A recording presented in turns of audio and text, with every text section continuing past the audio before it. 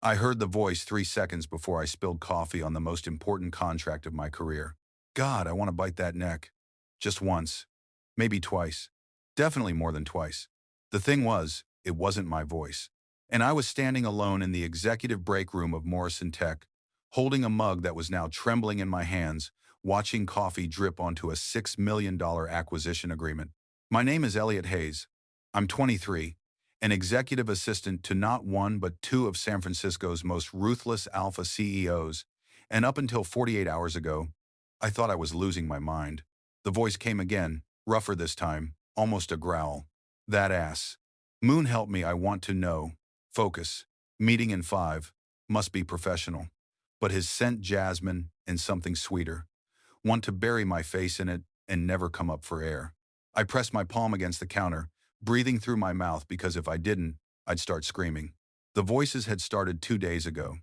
Tuesday morning, 6:47 a.m., right after I turned 23.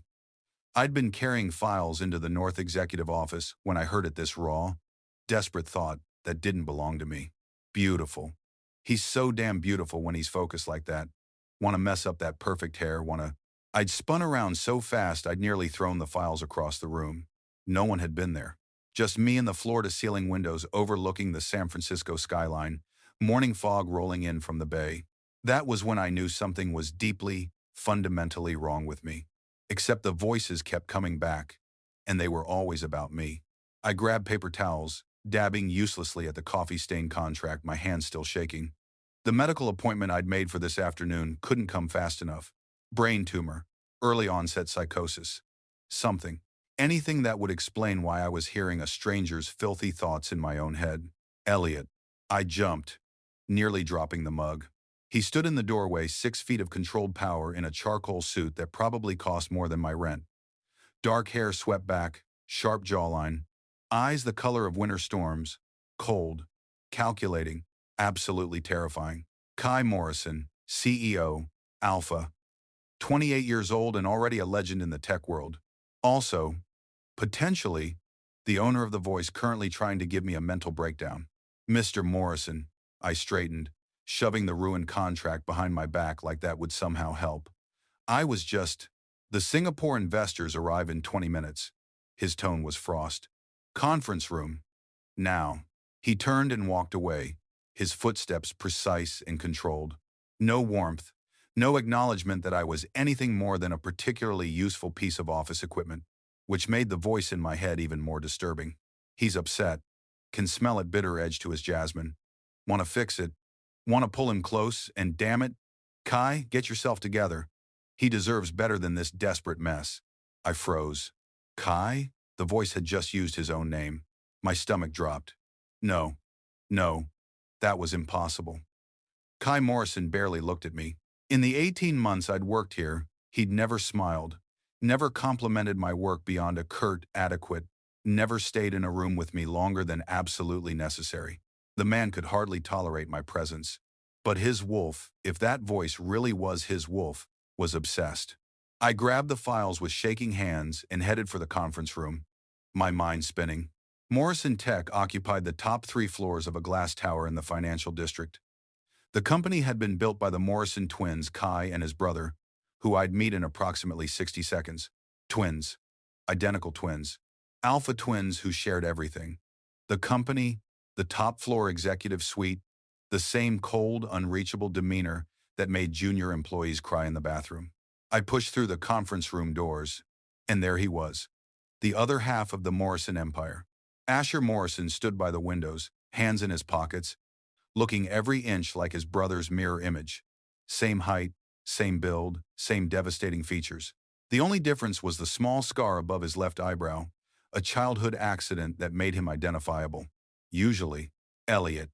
Asher's voice was smooth, controlled. The presentation files. I crossed the room, pulse hammering, and handed them over. Our fingers brushed. A second voice slammed into my head. There. That touch. Been thinking about it all morning, wondering if his skin is as soft everywhere else, wondering what he'd sound like if I... No. Bad. Very bad. He's not ours. Can't have him. Won't ruin this. I yanked my hand back, files scattering across the table. Both of them. I could hear both of them. Asher's eyebrow lifted. You all right? Fine. My voice came out strangled. Perfectly fine. Kai entered the room, tablet in hand, not even glancing my way. Investors are in the lobby. The meeting was torture. I sat in the corner, taking notes I'd never remember, while Singapore's largest venture capital firm discussed market projections and expansion strategies. But all I could hear were the voices. Kai's wolf, rough and desperate. He bit his lip. That thing he does when he's concentrating. Want to bite it for him. Gently, then not gently. Asher's wolf, smoother but just as unhinged. Stop staring. They'll notice. But look at those hands. Elegant fingers. Wonder what they'd feel like in my hair. On my skin. Back and forth. A constant stream of filthy, desperate, contradictory thoughts, while both men sat across the table, faces carved from ice, treating me like furniture. By the time the meeting ended, I was barely holding myself together. Elliot. Kai's voice cut through my spiral. My office. 5 minutes. He left, without waiting for acknowledgement. Asher lingered, his storm gray eyes unreadable. You seem distracted today. Want to know what's distracting him. Want to know everything. His thoughts, his dreams, what makes him smile. Just tired, I managed. Get some rest. He walked past me, and his scent sandalwood and alpha musk wrapped around me like a physical thing. We need you sharp. The door closed behind him. I sat alone in the conference room, surrounded by scattered files and my own disintegrating sanity, wondering which twin's voice I'd heard first. Wondering if it even mattered. Because both of them wanted me, and neither of them could know. I could hear every desperate, unfiltered thought. I stood up, legs unsteady, and walked to the window. 43 floors below, San Francisco moved like it always did. Cars inching through traffic on Market Street. Tourists probably taking pictures at the ferry building. Normal people living normal, non-telepathic lives. Meanwhile, I was trapped in a glass tower with two alpha CEOs, whose wolves apparently wanted to do unspeakable things to me, while the actual men treated me like I was about as interesting as a stapler. My phone buzzed. Text from Kai. My office. Now. Great. Fantastic. Exactly what I needed.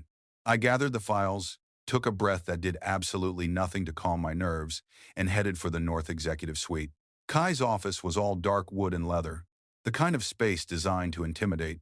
He stood behind his massive desk, fingers steepled, expression unreadable. Close the door. I did. The click sounded too loud. The Henderson merger. He gestured to a stack of contracts. I need revisions by tomorrow morning. You'll stay late. Not a question. Never a question with Kai Morrison. Of course. I moved to take the files. His hand shot out, catching my wrist. The touch was electric. His skin burned against mine, and for one breathless second, we both froze. Oh God. Touching him. Finally touching him. His pulse is racing, can feel it under my fingers. Want to trace it up his arm, across his collarbone, down his... Kai released me like I'd shocked him, taking a sharp step back. Be thorough. His voice was clipped, harsh. I don't accept mediocre work. The dismissal stung more than it should have. I grabbed the files, holding them against my chest like a shield. Understood, sir. I turned to leave. Elliot. I paused at the door, not looking back. Yes? Silence stretched between us, long enough that I almost turned around. Tell him. Just tell him he's doing incredible work, that he's brilliant and competent and we don't deserve him. Tell him something that isn't cold and awful and nothing. You're dismissed. I left before my face could betray anything. The hallway felt too narrow, too warm. I pressed my back against the wall, trying to slow my breathing. This was insane. Completely insane. Kai Morrison's wolf was having a full emotional breakdown in my head, while the man himself could barely stand to be in the same room with me. Elliot. I nearly jumped out of my skin. Asher stood 3 feet away, head tilted, watching me with those sharp gray eyes that were identical to his brother's but somehow completely different. You look like you've seen a ghost. He stepped closer. Bad meeting with Kai. When is it ever good? The words slipped out before I could stop them. Asher's mouth curved into something that might have been a smile if it had reached his eyes. Fair point. My brother has the emotional range of a frozen lake, but so warm inside. Such a good heart under all that ice. Wish I could show Elliot that. Wish I could tell him everything Kai's too scared to say. I stared at Asher, my brain stuttering. His wolf was defending Kai? Are you sure you're all right? Asher moved closer, and suddenly I was drowning in sandalwood. You've seemed off all day. I'm fine. I straightened, forcing confidence I didn't feel. Just tired. Long week. It's Tuesday. Exactly. That surprised a real laugh out of him. Brief but genuine. The sound did something weird to my chest. God, his sass. Love it when he pushes back. Want to see what else he'd push back against? Want to push him against a wall? And, Elliot, his voice dropped lower. If my brother is being too demanding, you can tell me. We may be twins, but I'm significantly less terrifying. Lie. Total lie. Just as obsessed. Just better at hiding it. But he doesn't need to know that. Doesn't need to know we've both been losing our minds over him for weeks. Weeks. They'd both been dealing with this for weeks. I'd only been hearing the voices for 2 days, and I was already unraveling. How long had they been suffering? And why the hell couldn't they just act on it like normal alphas, instead of playing this elaborate Ice King routine? Your brother is fine, I said carefully. I can handle demanding bosses. I've been doing it for 18 months. Asher studied me like I was a puzzle he couldn't quite solve. You're different today. My pulse jumped. Different how? Can't put my finger on it. He reached out, and I held perfectly still as his hand came up to my face. His thumb brushed my cheekbone feather-light. You seem more present, like you're actually seeing us for the first time. Please let him be seeing us. Please let him feel even a fraction of what we feel, please. I jerked back, heart hammering. I should go. Those contracts won't revise themselves. Elliot. I was already walking away, files clutched to my chest, trying not to run. If you need anything, Asher called after me. My door is always open. My bed too. God, did I just think that? Yes. Yes, I did.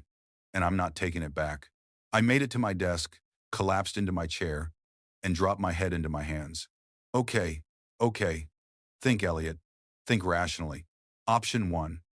I was having a complete psychological breakdown and needed immediate psychiatric intervention. Option 2.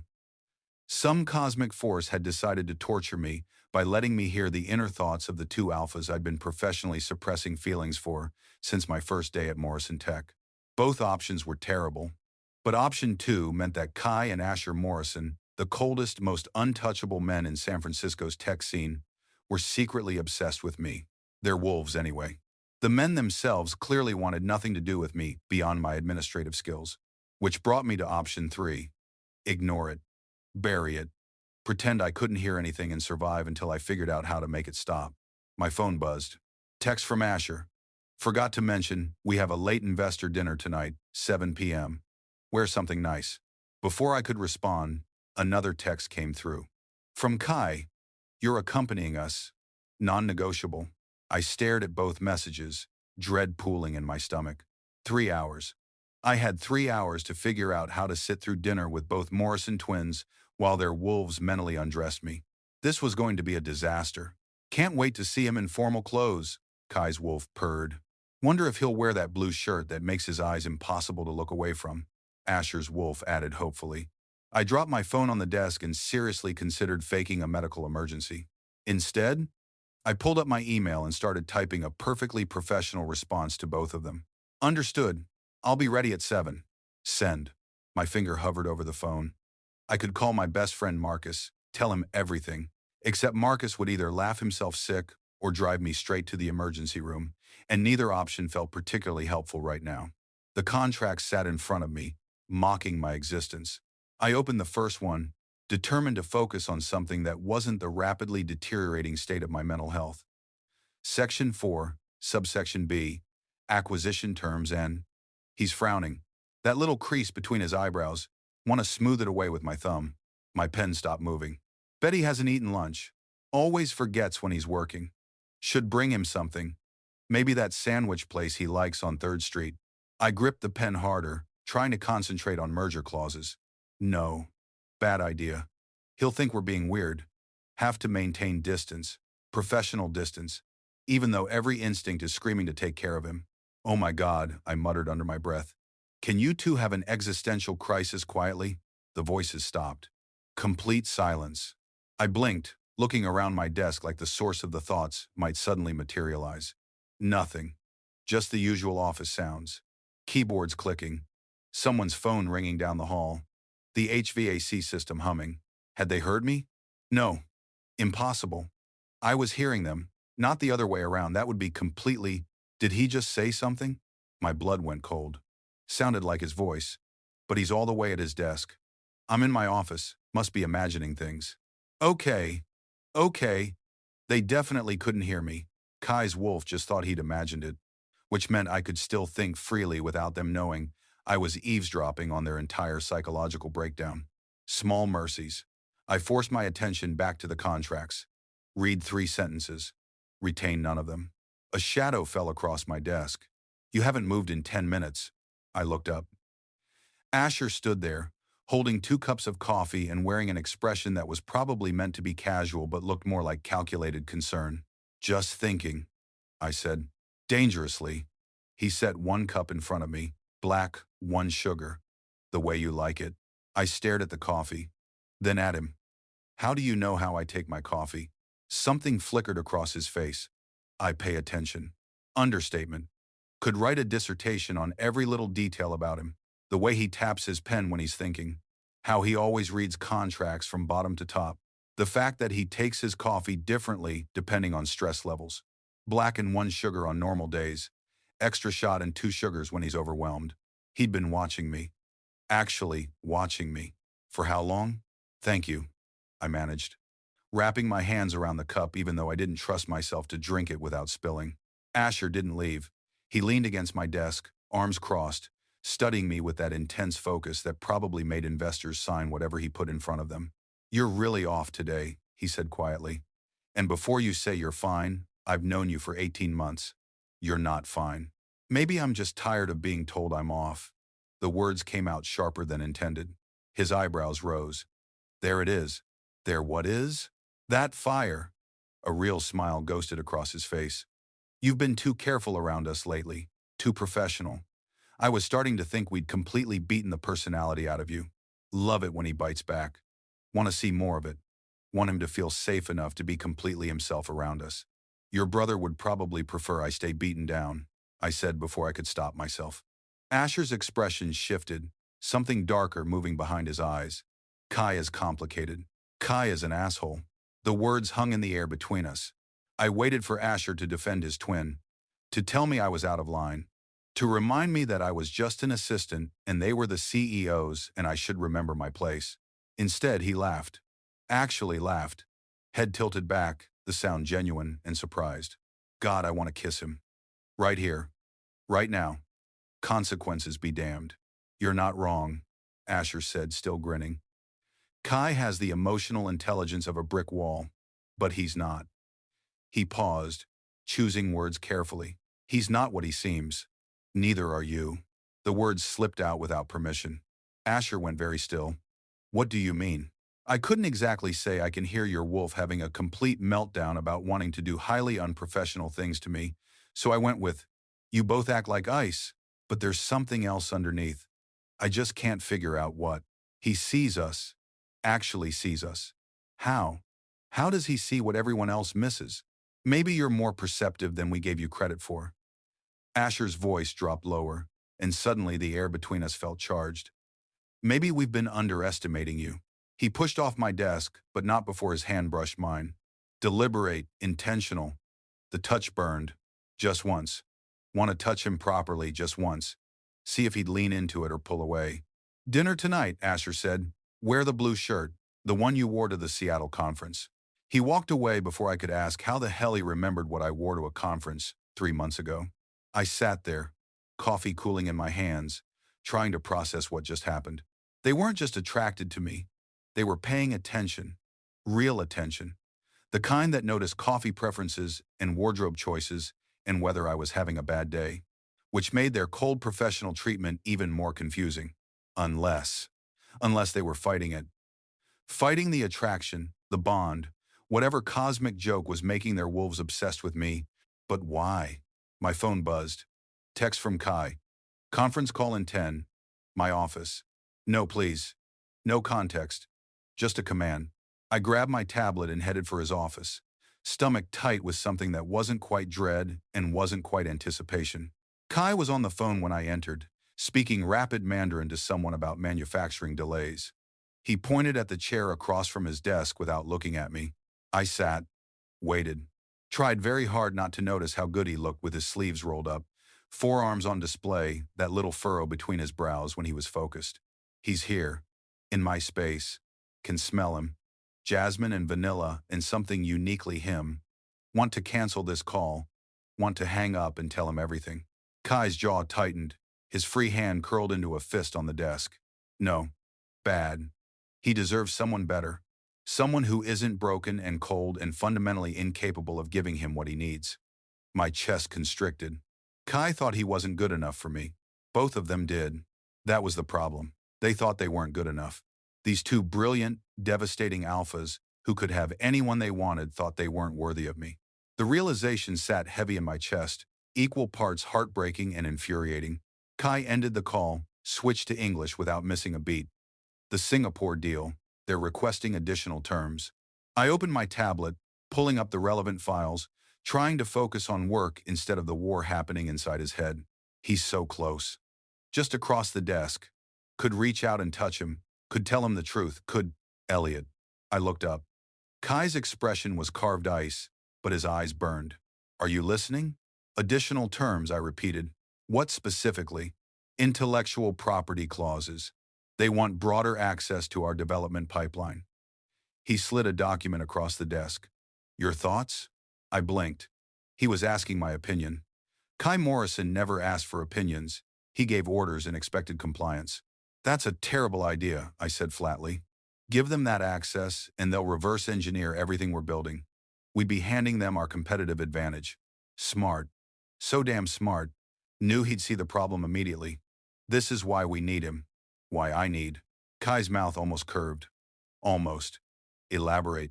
So I did. Walked him through the risks, the legal implications, 3 alternative proposals that would satisfy their concerns without gutting our intellectual property. He listened without interrupting, which was unusual. His eyes never left my face. Brilliant. Beautiful. How did we get so lucky? How did someone like him end up working for disasters like us?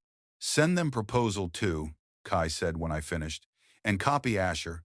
He'll want to review before we transmit. I nodded, making notes. Elliot. Something in his tone made me look up. He was staring at his hands, jaw tight. You're wasted as an assistant. The words hit like a punch. Excuse me? Your skill set, your analysis. You should be in strategy, not fetching coffee and managing calendars. Want to promote him. Want to give him everything. But then he'd report to the board instead of us, and we'd lose him, and I can't. I like my job, I said carefully. You're too talented for it. Maybe I'm exactly where I want to be. His eyes snapped to mine, something dangerous flickering in their depths. Why? Because I'm in love with you and your brother. Because even though you treat me like furniture, I'd rather suffer near you than succeed anywhere else. Because I'm apparently a masochist with terrible taste in alphas. The benefits are good, I said instead. Kai's jaw worked like he was physically restraining words. His hand moved across the desk, fingers spreading flat against the dark wood, stopping inches from mine. Touch him. Just once. Would he pull away? Would he feel what I feel? The office door opened. We both jerked back like we'd been caught doing something illegal. Asher stood in the doorway, tablet in hand, eyebrow raised. Am I interrupting? No, Kai said, voice flat. Yes, his wolf whined. Very much yes. Go away, need 5 more minutes, just 5. Conference call recap, I said quickly, standing. I should get back to those contracts. Actually, Asher moved into the room, and suddenly the space felt too small. We need to discuss tonight's dinner. The investors are bringing their legal team. Elliot, you'll need to sit in, take notes. Kai's expression darkened. That's not necessary. It's absolutely necessary. Asher's tone was pleasant, but something territorial edged underneath. Elliot knows our position better than anyone. He should be there. Want him there, need him there. Can't stand the thought of going through that dinner without being able to see him. Fine. Kai stood abruptly. But he sits between us, not next to Davies. The man's an asshole, and keeps looking at Elliot like he's dessert. Over my dead body. I looked between them, watching this silent twin argument play out in increasingly tense glances. I can handle Davies, I said. Both of them looked at me. No, they said in unison. The synchronization would have been funny if it weren't so intense. I'm a grown adult, I continued. I've dealt with handsy investors before. I don't need protection. Kai moved around the desk, and suddenly he was close. Too close. His scent wrapped around me like smoke. Davies is different. He's been flagged by 3 companies for inappropriate conduct with Omega staff. He touches Elliot, I'll break his fingers. Every single one. Then why are we meeting with him? I challenged. Because he controls 40% of the Singapore market, Asher said quietly, now standing on my other side. And we need this deal. I was trapped between them. Both radiating tension, both standing close enough that I could feel their heat. The air turned electric. This is torture. He's right here, right between us. Can smell his confusion, his arousal. Does he feel this too? Must not touch. Must not grab him and tell him everything. Professional. Stay professional. Even though every instinct is screaming, gentlemen, my voice came out steadier than I felt. Personal space is a thing. Neither of them moved. Elliot, Kai said, and his voice was rough, barely controlled. If Davies makes you uncomfortable tonight, you tell us. Immediately. We'll handle it, Asher added. We'll destroy him. Professionally and completely, no one makes our Omega uncomfortable. Our Omega. The possessiveness in that thought should have terrified me. Instead, it sent heat pooling low in my stomach. Fine, I managed. I'll sit between you. I'll tell you if there's a problem. Can I please go back to work now, before I lose my mind?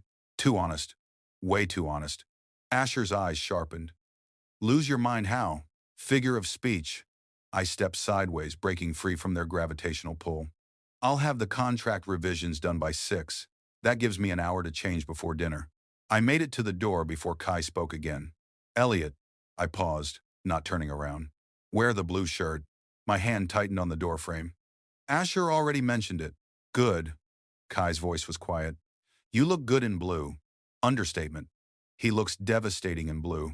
Like every filthy fantasy come to life. I fled, made it back to my desk, collapsed into my chair, and pressed my palms against my eyes. This dinner was going to kill me. Between the voices in my head, the tension radiating off both twins, and having to sit wedged between them for hours while they mentally undressed me, I was going to spontaneously combust. My phone buzzed. Text from unknown number. Looking forward to tonight. Hope you're as charming in person as your file suggests. Michael Davies. Ice flooded my veins. How did he have my personal number? Another text. That blue shirt in your employee photo is quite flattering. Wear it. My stomach turned. I looked up toward the executive offices, where both Morrison twins were probably still in Kai's office. Maybe sitting between them tonight wasn't the worst idea after all. I screenshot the messages and walked straight back to Kai's office. Didn't knock, just opened the door. Both twins looked up from whatever intense discussion they were having, surprise flickering across identical faces. Davies has my personal cell number, I said, holding up my phone. And he's being creepy about it. The temperature in the room dropped 10 degrees. Kai was around the desk in 2 strides. Show me. I handed him the phone, watched his expression turn to stone as he read. Asher moved to look over his brother's shoulder. Something deadly crossed his face. Going to kill him. Actually going to kill him. How did he get Elliot's number? Who gave it to him? When did these come in? Kai's voice was dangerously quiet. 30 seconds ago. Asher pulled out his own phone, already dialing. I'm calling security.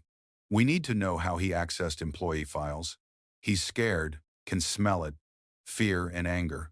Someone made our Omega feel unsafe, unacceptable, completely unacceptable. It gets better, I said, unable to keep the edge from my voice. He specifically mentioned the blue shirt from my employee photo, which means he's been looking at my file closely. Kai's jaw clenched so hard I heard his teeth grind. He thrust my phone back at me and pulled out his own. Dinner's canceled. What? No. I grabbed his wrist without thinking. We need this deal. The contact froze us both. His skin burned under my palm. I could feel his pulse hammering, betraying the Ice King facade. He's touching us. Voluntarily. First time he's ever initiated contact. Don't move. Don't breathe. Don't scare him away. Elliot, Kai's voice was strained. Davies is dangerous. Then be there, I said, not letting go. Both of you, keep him in line. We can't let one creep ruin months of negotiations. Asher ended his call, attention fixed on where my hand wrapped around his brother's wrist. Something complicated moved across his face. Jealous. I'm jealous of my own twin. What is wrong with me? He's right, Asher said quietly. We can't cancel. It'll look weak, and Davies will know he got to us. Kai looked at his brother. Some silent twin communication passed between them. Fine, Kai ground out. But the second he steps out of line, the deal is dead. I don't care about the Singapore market. Care more about Elliot. Always care more about Elliot. Money is replaceable. He's not. I released Kai's wrist, suddenly aware I'd been holding on too long. Thank you. Don't thank us for basic decency, Asher said. He moved closer, and now I was bracketed between them again. Elliot, I need to ask you something. His tone made my stomach tighten. Okay. Has anyone else made you uncomfortable? Here at Morrison Tech? Or during business functions? I hesitated. Both of them noticed immediately. Someone did. Someone made him feel unsafe, and he never told us. Why didn't he tell us? Who? Kai's voice went deadly soft. It doesn't matter, I started. It matters. Asher cut me off. Tell us. I looked between them. Saw genuine concern beneath the territorial alpha posturing. Saw something that looked almost like fear. Last year, I said quietly, at the Tokyo Tech Summit, one of the venture capitalists cornered me in the hotel bar. Got handsy. I handled it. Define handled it, Kai said. Knee to the groin. Security escort to his room. I filed a complaint with the summit organizers. I crossed my arms. I can take care of myself. Brave, so damn brave. But he shouldn't have to be. Should never have to defend himself. We should have been there. Should have protected him. Why didn't you tell us? Asher asked. Because you would have done something stupid like pull out of the summit or start a corporate war. I met his eyes. And because I didn't think you'd care. The words hung in the air like accusation. Kai flinched. Actually, flinched. He thinks we don't care. God, what have we done? How badly have we hurt him trying to stay away? Elliot, Kai's voice cracked around my name. We care. Do you? I challenged. Because most days you treat me like I'm barely tolerable. Like I'm an inconvenience you inherited with the office. Asher made a sound low in his throat. That's not. We never meant. Then what did you mean? My frustration boiled over. Because I'm getting really tired of the mixed signals. The coffee that knows exactly how I like it. The comments about what I'm wearing. The hovering. And then the cold dismissals and the criticism and the complete emotional shutdown. Tell him. Just tell him everything. The truth. Why we've been so awful. It's complicated, Kai said. Everything's complicated with you two. I grabbed my phone from his hand. I'm going home. I'll be back at 7 for this disaster of a dinner. Try not to murder anyone before then. I turned to leave. Wait. Asher's hand caught my elbow. Gentle. Careful.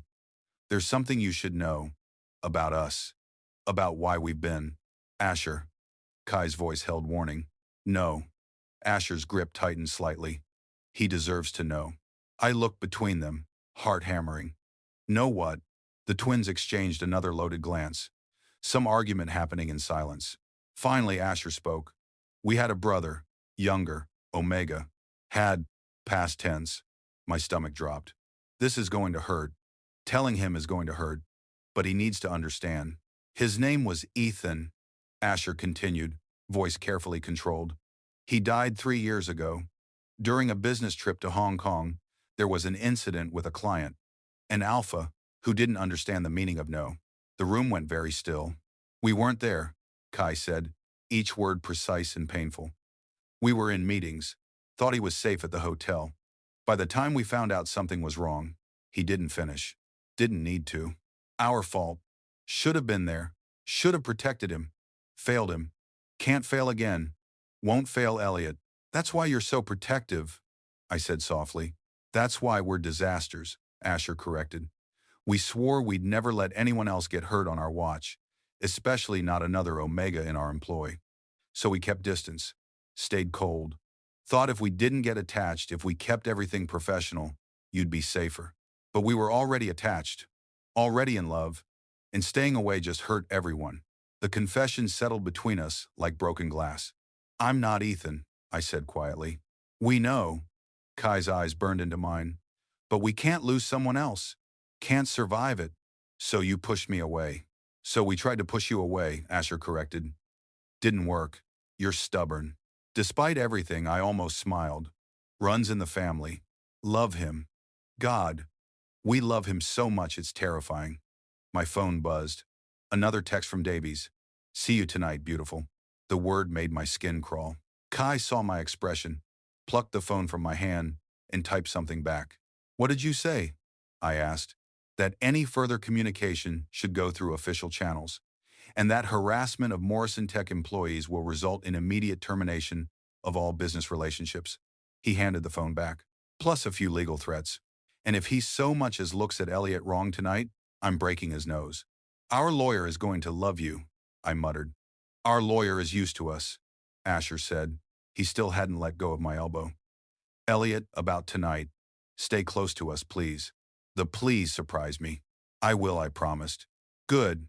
Asher's thumb brushed the inside of my elbow. Just once, before he released me. Now go home. Change. We'll pick you up at 6:30.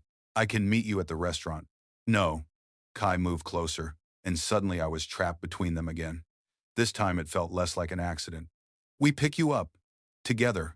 Need to know where he lives. Need to see his space. Make sure it's safe. That's excessive, I said. It's non-negotiable. Kai's voice left no room for argument. Text Asher your address. I looked between them. These two devastating alphas who just confessed they were emotionally destroyed disasters trying to protect me by pushing me away, and felt something crack open in my chest. Fine, I said, but if you're late, I'm taking an Uber. He's letting us in. Actually letting us pick him up. This is progress, real progress. We're never late, Asher said, the corner of his mouth lifting. You were late to the board meeting last month. That was different. How? That was Kai's fault. Kai shot his brother a look that would have incinerated a lesser man. Traffic was a nightmare. You left 15 minutes later than I told you to. Because someone couldn't find their cufflinks, I watched them bicker. These two men who ran a billion-dollar company, arguing like teenagers.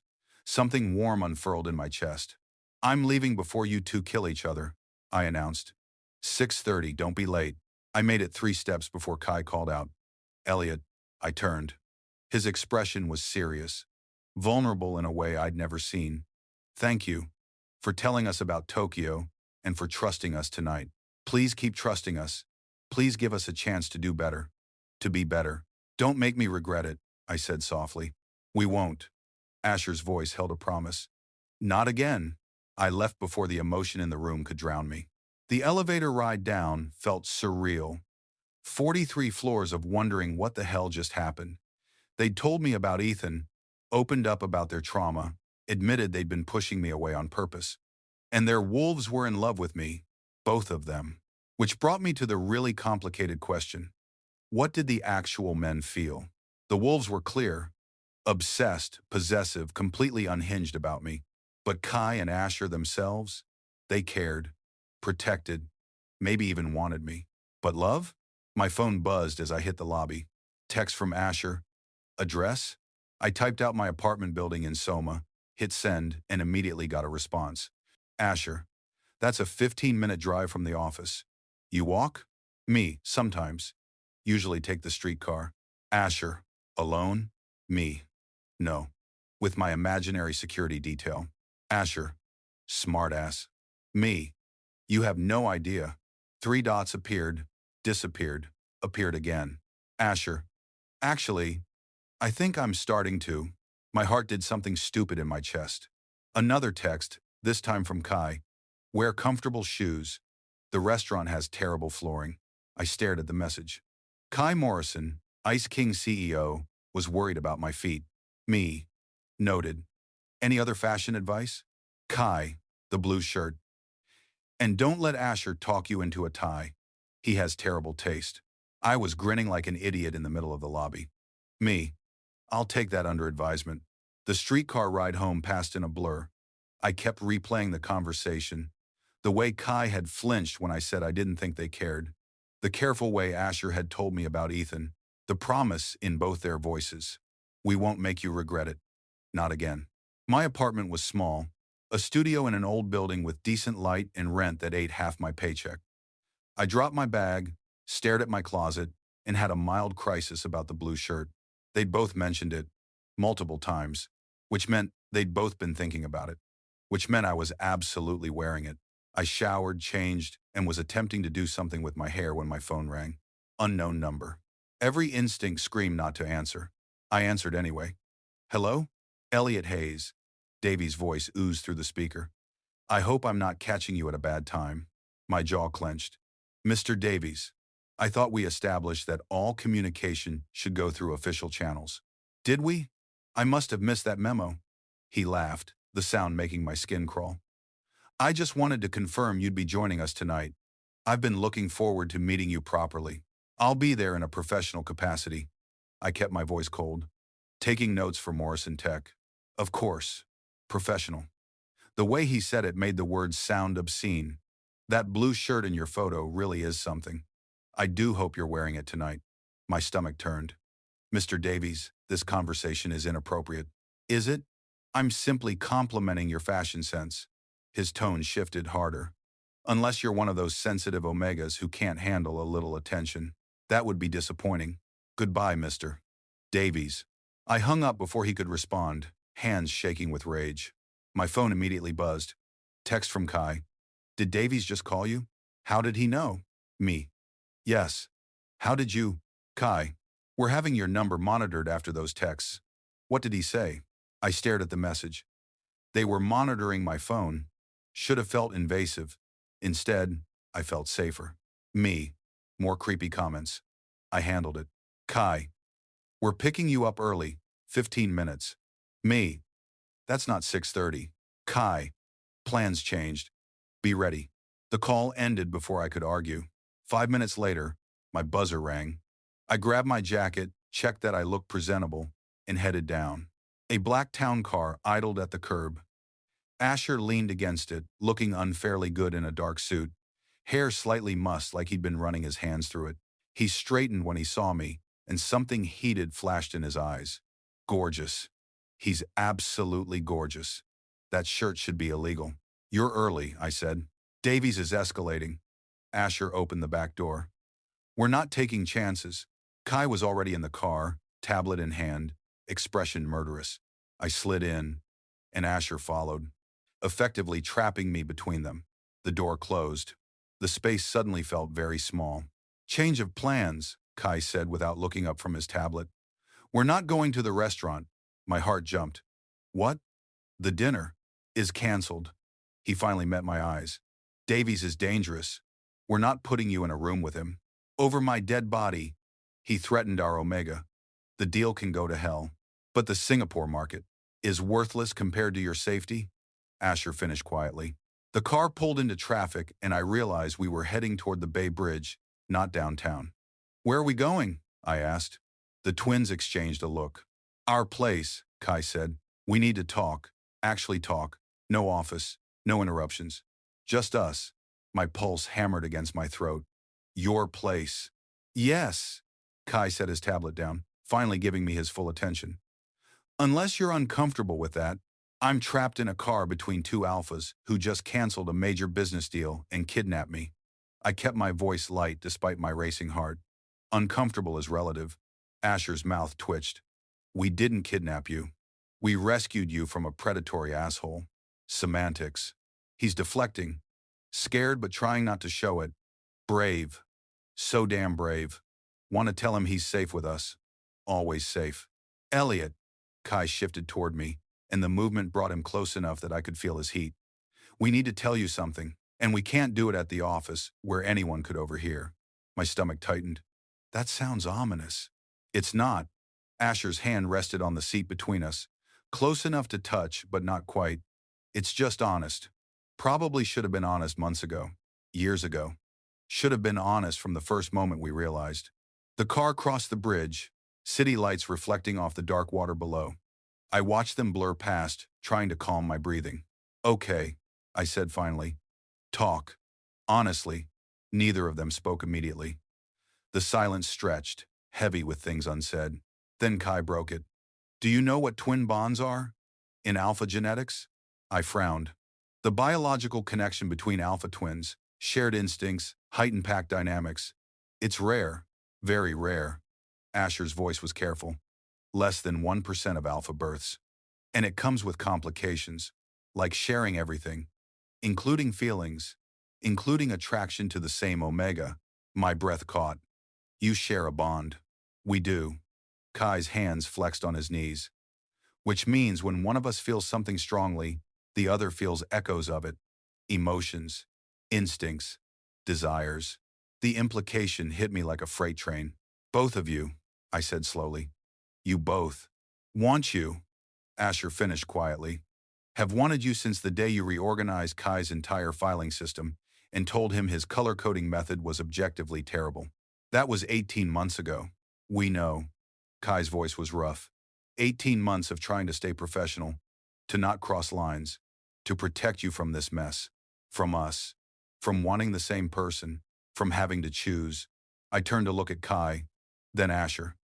So you just decided to torture all three of us instead? We decided to keep you safe, Kai corrected. From office politics, from people like Davies who'd use our interest against you, from having to navigate a relationship with two alphas who come as a package deal. That's not your choice to make. My voice came out sharper than intended. You don't get to decide what I can handle. He's angry. Rightfully angry. We hurt him trying to protect him. You're right, Asher said. We were wrong.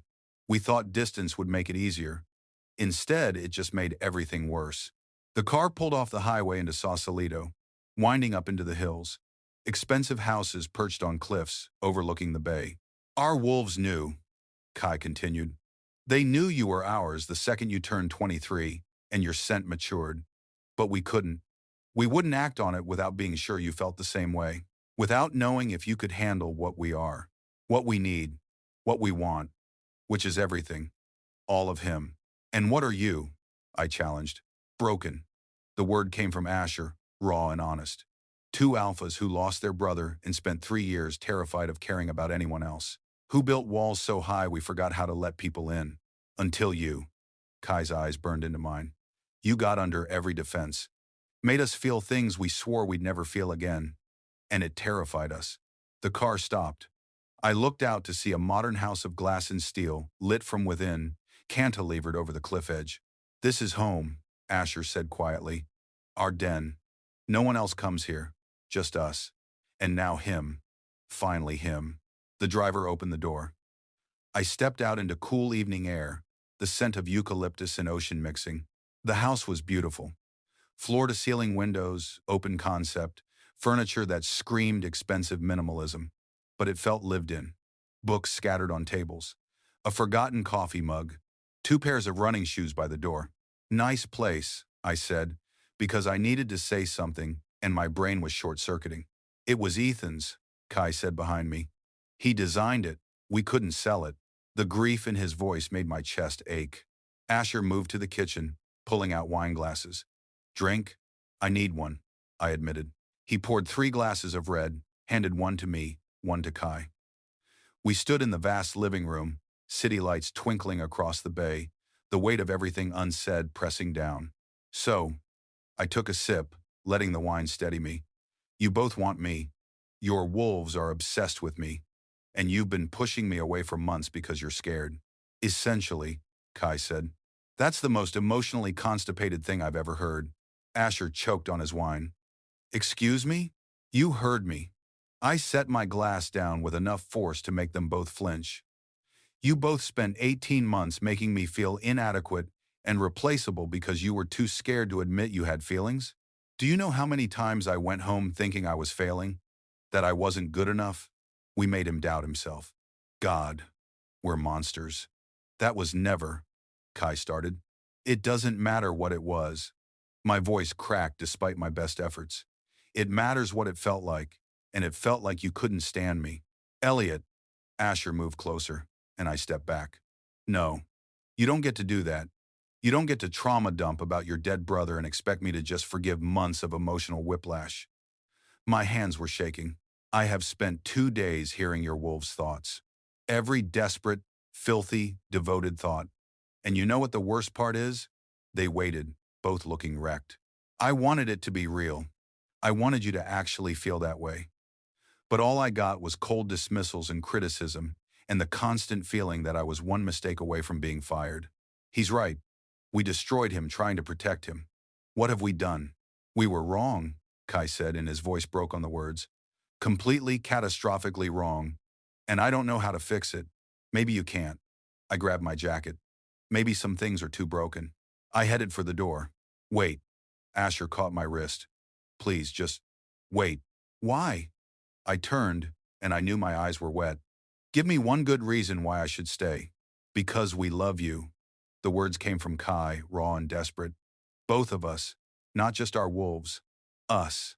We love you, and we're terrified, and we've handled everything wrong, but please don't walk away. Not yet. Not before we can try to make this right. Please. Please stay. We'll do better.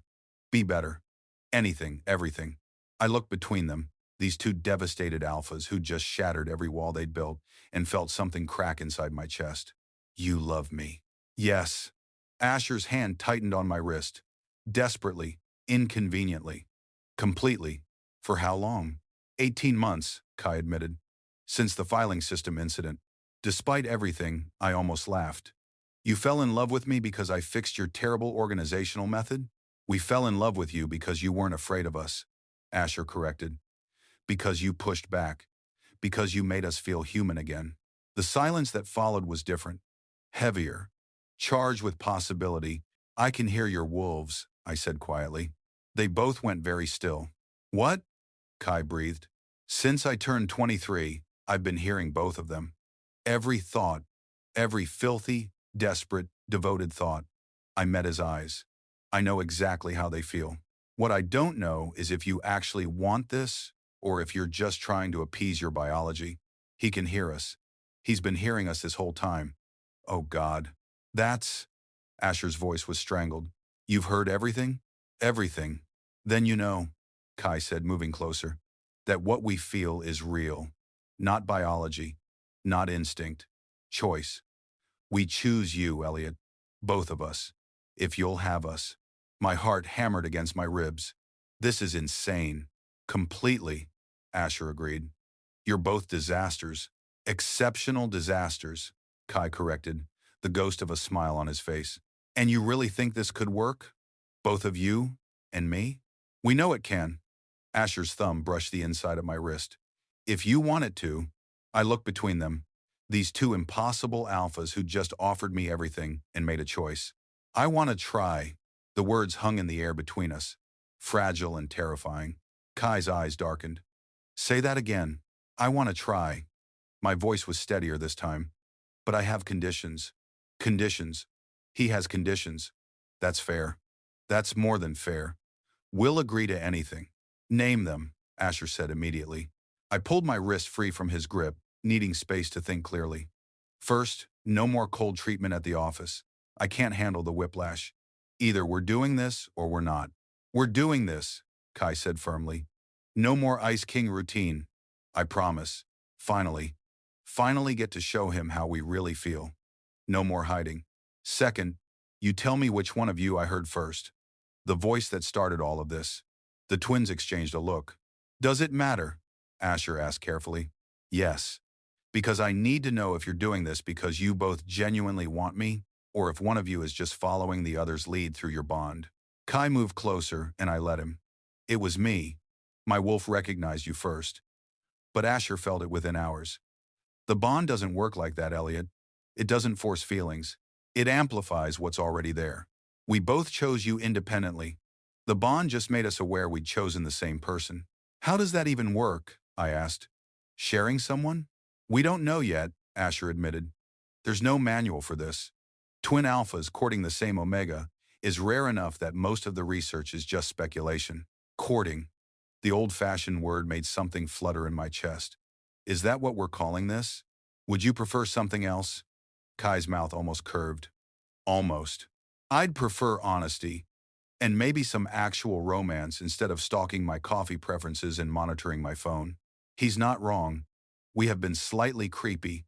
Maybe more than slightly. In our defense, Asher said, we were trying very hard not to be overwhelming alpha stereotypes who immediately tried to claim you. How's that working out? Terribly. Kai's hand lifted, hesitated, then carefully tucked a strand of hair behind my ear. The touch was gentle, reverent. Can I kiss you? My breath caught. Which one of you is asking? Both of us. Asher moved to my other side. But Kai first, if that's okay. He's been mentally composing sonnets about your mouth for 6 months. They're not sonnets, Kai muttered, ears going red. They're observations. 14-line observations in iambic pentameter. Shut up, Asher. I laughed despite the tension crackling through the room. You write poetry about me? His wolf does. Extensive poetry. It's actually quite good. My wolf does, Kai corrected, glaring at his brother. I have more self-control. Do you, though? I challenged, feeling braver. Because your wolf seems to think you're about 3 seconds from losing it. His jaw clenched. My wolf is not wrong. Kiss him. Please kiss him. We've been waiting so long. Need to know if he tastes as good as he smells. Then kiss me already, I said, before I change my mind about this whole insane situation.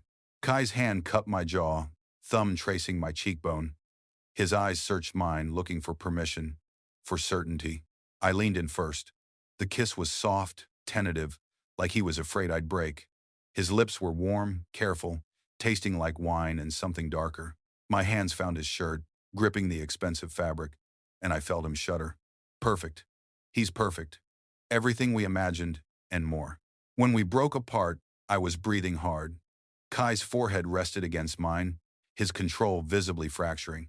My turn, Asher said quietly. I turned, and he was right there. Close enough that I could see flecks of silver in his gray eyes. Hi.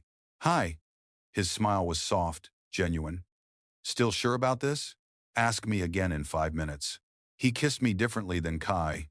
Deeper, more confident, his hand sliding into my hair to tilt my head back. I made a sound against his mouth, and he swallowed it, kissing me harder. Addictive. He's addictive. Could do this forever and never get enough. When Asher finally pulled back, I was dizzy, flushed, my carefully constructed walls completely demolished. Okay, I managed. This is happening. This is definitely happening. Kai's hand found my waist, pulling me back against his chest. I was trapped between them, both radiating heat, both looking at me like I was something precious. Ours. Finally ours. Never letting go. Third condition, I said, trying to find my brain through the haze of want. We take this slow. I need time to figure out how this works. How slow? Asher asked, and there was something wicked in his smile. Slower than whatever you're thinking right now. Kai's laugh rumbled through his chest into my back. He knows us too well already. I've been hearing your wolf's unfiltered thoughts for 2 days. I know exactly how not slow you want to go. He's not wrong. Want to take him upstairs right now. Want to show him exactly how much we want him. But he needs time. We can give him time. We can do slow, Asher promised. Even if it kills us. It might, Kai muttered against my hair. I elbowed him gently. Drama queen, you have no idea. Asher stepped back, and I immediately missed his warmth. Are you hungry? We have food. Actual food, not just coffee and corporate ambition. My stomach chose that moment to remind me I'd skipped lunch. Starving, actually. Good. Kai released me reluctantly. Because Asher stress-cooked enough food to feed a small army when he found out about Davies. You stress cook? Asher shrugged, looking almost embarrassed. It's calming, and I make a really good risotto. He makes perfect risotto. And pasta. And this thing with chicken, that's incredible. Your wolf is bragging about your cooking skills, I reported. Kai groaned. Great. Now they're going to gang up on me. They? I looked between them. Our wolves. Asher headed to the kitchen, pulling containers from the fridge. They have opinions. Many, many opinions. We have excellent opinions, like how Elliot should definitely stay here tonight, and tomorrow night, and possibly forever. They think I should move in immediately, I said, following Asher. That's definitely too fast. Agreed. Kai leaned against the counter, watching me with those intense eyes. But for the record, the offer's open whenever you're ready. I've known you for 18 months and actually dated you for approximately 20 minutes. 23 minutes, Asher corrected, checking his watch. But who's counting? You, apparently. He grinned, and it transformed his face. I'm keeping track of every minute. Starting from the moment you said you'd try. Something warm bloomed in my chest. That's actually kind of sweet. Don't tell anyone. We have reputations as cold, heartless CEOs to maintain. Not with him. Never with him. He gets to see all of us.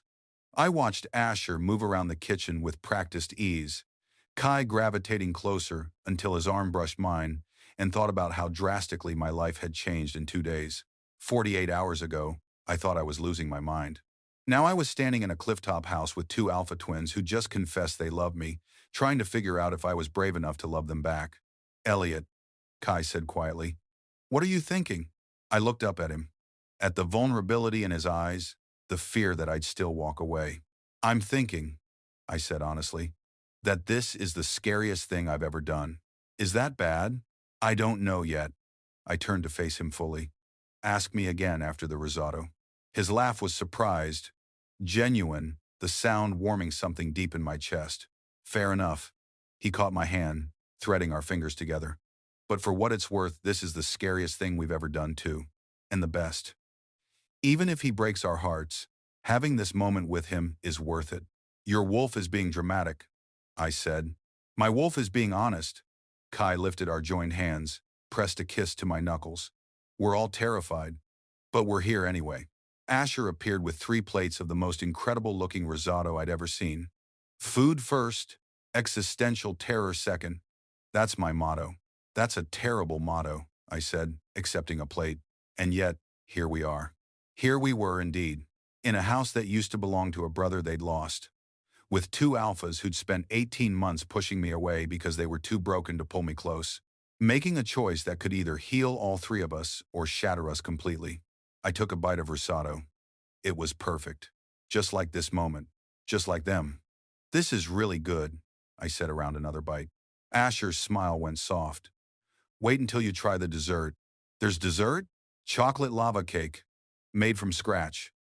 He settled onto the stool next to me, our knees brushing. Told you, I stress cook.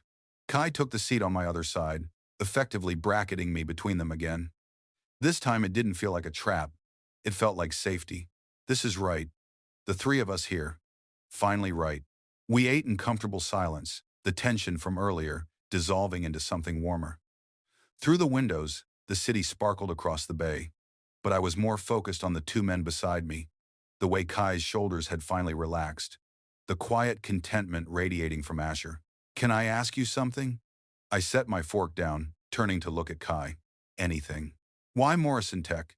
You could have done anything with your resources. Why build a company? His expression shifted, something vulnerable flickering across his face. After Ethan died, we needed something. A purpose. He'd always talked about using technology to make things better, safer. So we built a company that prioritizes employee well-being, safety protocols, mental health resources, the grief support program, I said quietly, remembering. Morrison Tech had the best employee assistance program in the industry. Ethan's legacy, Asher added. We couldn't save him, but maybe we could help save someone else, like Elliot, keeping him safe, making sure nothing happens to him. Is that why you hired so many Omegas? I asked. The company has twice the industry average. Yes. Kai's hand found mine on the counter. We wanted to create a space where Omegas felt protected, valued, where they could succeed without fear. You built a monument to your brother. We built a promise, Asher corrected, that his death would mean something. I squeezed Kai's hand, my throat tight. He'd be proud of you. Both of you. Hope so. Hope he'd understand why we fell for Elliot, why we couldn't stay away. He would have liked you, Kai said softly. Ethan always said we needed someone who wasn't afraid to call us on our bullshit. I do that a lot, don't I? Constantly. Asher's grin was warm. It's one of your best qualities. We finished dinner, and Asher produced the promised chocolate lava cake. It was obscene, rich, and perfectly gooey, and I may have made sounds that made both twins shift in their seats. That noise. Want to hear that noise in entirely different contexts. Your wolves are being inappropriate about dessert, I informed them. Kai cleared his throat. My wolf has no self-control. Neither does mine, Asher admitted. But we're trying. I took another deliberate bite, watching them both struggle. This is going to be fun. You're evil, Kai muttered. You love it. We really do. Love everything about him. His sass, his strength, the way he makes us feel human again. After dessert, Asher suggested coffee on the deck. We migrated outside, where the night air was cool and the view was breathtaking. I stood at the railing, looking out at the lights, feeling both of them gravitating close. I can't believe this is real, I said quietly. Kai's hand settled on my lower back. Which part? All of it. You. Them. I gestured vaguely at where their wolves were probably having a celebration in their heads. 2 days ago, I thought I was having a breakdown. 2 days ago, we thought we'd lost you forever. Asher moved to my other side, his arm brushing mine. When we heard about the Genesis offer? Wait, I turned to stare at them. How did you know about that? I never told you. They had the grace to look guilty. We may have friends in their HR department, Kai admitted. You spied on me? We panicked, Asher said. The thought of you leaving, working for someone else, never seeing you again. We handled it badly. Catastrophically. Nearly ruined everything because we were too scared to just tell him the truth. You really thought I'd leave? You should have. Kai's voice was rough. You deserved better than what we were giving you. Still do. I turned to face them both, reading the fear still lingering in their eyes. Can I tell you something? Please, they said in unison. I almost took that job, not because of the money or the title, because staying was killing me. Watching you both every day, wanting something I thought I couldn't have. I took a breath, but I couldn't do it. Couldn't actually leave, even when leaving made logical sense. Why? Asher asked softly. Because somewhere in the middle of 18 months of terrible coffee orders and contract revisions, and watching you two be absolutely terrible at feelings, I fell in love with you. The words came easier than I expected. Both of you, which I thought made me insane. He loves us. Actually, loves us. Not just our wolves, us. Kai's hand came up to cut my face. You're not insane. Or if you are, we all are. That's not reassuring. Good thing we're not trying to be reassuring. Asher's arms wrapped around me from behind, chin resting on my shoulder. We're trying to be honest, and honestly, we're a mess. All three of us. But maybe we're a mess that works together, Kai added, his thumb brushing my cheekbone. Maybe that's enough. More than enough. Perfect. He's perfect for us. I have one more condition, I said. Name it. Tomorrow we tell HR. Make this official. I'm not hiding or sneaking around. Either we do this properly or not at all. Done. Kai's agreement was immediate. I'll call them first thing. And we're transferring you to Chief of Staff, Asher added. That position reports to the board, not us. No conflicts of interest. I didn't ask for a promotion. You earned it 18 months ago. We were just too stupid and scared to offer it. He deserves everything. Promotion, title, our hearts, all of it. I looked between them. These two impossible alphas who'd been so terrified of losing someone else that they'd almost lost me by pushing me away. This is really happening. This is really happening, Kai confirmed. He leaned in, pressed a soft kiss to my forehead. If you'll have us. Both of us, Asher added against my shoulder. Package deal, non-negotiable. I turned in Asher's arms, reaching for Kai's hand, pulling them both close. Then I guess you're stuck with me, forever. Want forever with him. Good, they said together. We stood on the deck, wrapped around each other, watching the city lights blur into stars. My phone buzzed in my pocket, probably Marcus wondering why I'd vanished. The contracts were still unfinished on my desk. Davies was probably blowing up the business line. None of it mattered. So, I said eventually, what happens now? Asher's laugh rumbled through his chest. Now we figure it out. Together. We'll probably mess it up sometimes, Kai warned. We're still disasters. Exceptional disasters, I corrected, using their own words. The best kind. Asher pressed a kiss to my temple. Ready to go home? I thought about my tiny studio apartment, then looked around at this house built for family, filled with memories and second chances, and two alphas who love me enough to let me choose. Actually, I said slowly, I think I'm already there. Home. He called us home. This is everything. Kai's arms tightened around me. Stay tonight? Just tonight? However many nights you want. His voice was soft, vulnerable. "We'll take whatever you're willing to give." I pulled back enough to see both their faces. These two men who'd been so broken they forgot how to let people in, who'd built walls so high they trapped themselves inside. "How about we start with forever and see how it goes?" The joy that lit their faces was worth every moment of confusion, every cold dismissal, every painful minute of falling in love with men who I thought could never love me back. Asher kissed me, deep and sure. Then Kai, soft and reverent. "Forever works," they said, and somewhere in my head their wolves howled in triumph. We went inside, leaving the city lights behind, and started figuring out what forever looked like for three people who'd all been broken in different ways but somehow fit together perfectly. It wouldn't be easy. There would be challenges, complications, moments of doubt. But standing between Kai and Asher Morrison, their hands in mine, their wolves singing contentment in my head, I knew we'd figure it out. After all, we'd already survived the hard part. Everything else was just details. The end. 6 months later, Marcus would corner me at our favorite coffee shop and demand the full story.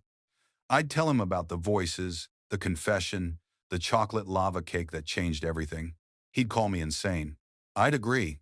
Then I'd show him the ring both twins had designed together, two bands that fit into one, and watch his jaw drop. "You're marrying both of them?" "I'm marrying both of them." "That's insane." "I know, but it works." And it did.